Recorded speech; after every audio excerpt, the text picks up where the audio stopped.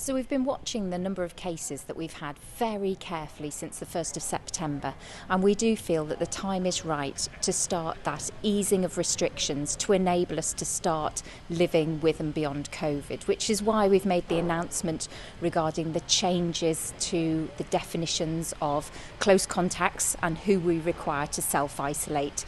If you're over 16 and are double vaccinated, we no longer require you to self-isolate if you are a close contact of a confirmed case. However, if you're not vaccinated and over the age of 18, we will be requiring you to still self-isolate. The advice to everyone, though, is that if you develop new symptoms, please take some personal responsibility and go and get tested. Okay, well, we are seeing larger numbers of people vaccinated test positive than those who haven't had a vaccination. So how would you encourage those unvaccinated people to go ahead and get their jabs? So we're encouraging everybody to take up the offer of vaccination, whether they're in a at-risk group or a vulnerable individual. And this is because we know that the vaccine is preventing hospitalisation and severe disease.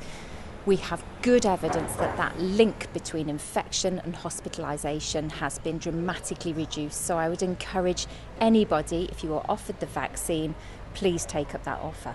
Now, in terms of monitoring and ensuring that the positive cases stay low, without all the self-isolation and the contact bureau contacting people, how do you propose to manage the situation, and when are you going to review it? So we're going to be monitoring this very, very carefully as we move through the next couple of weeks. Our contact tracing bureau will continue to contact positive cases and identify their close contacts. We can then identify if they are double vaccinated or not and give appropriate advice. So we're going to be monitoring that very carefully in terms of the future spread of the disease. Well, we spoke about schools a moment ago. How is the infection being controlled in the schools? We've been watching the spread of COVID in schools very, very carefully, and at this time we are not seeing schools with significant outbreaks. We are seeing small numbers of cases in school, and I think it is real testament to the efforts of the teaching and the teaching staff in schools in terms of limiting that spread. So we will be watching schools very carefully, but I'd like to reassure people at this moment we are not seeing schools as a significant driver of our infection. And finally, if I can ask you about the latest information we have on booster jabs?